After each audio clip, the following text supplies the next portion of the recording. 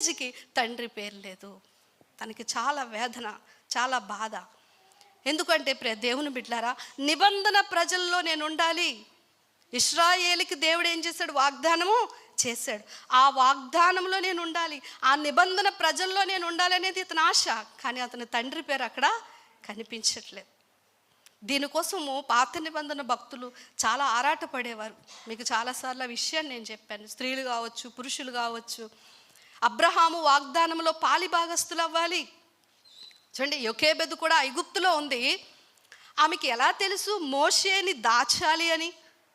దాచి అతన్ని ఎలాగైనా బ్రతకనివ్వాలని ఎలా తెలుసు ఆ తల్లికి అంటే, వీళ్ళు లెక్కలు వేసుకుంటున్నారండి. స్త్రీలుగా ఈరోజు మనం కూడా గమనించాలి. దేవుని వాక్యాన్ని చాలా జాగ్రత్తగా అర్థం చేసుకొని కాలాలను, సూచనలను మనం గమనిస్తూ మన పిల్లలను, మన కుటుంబాలను, మన జీవితాలను దేవుని కొరకు కట్టుకోవాలి.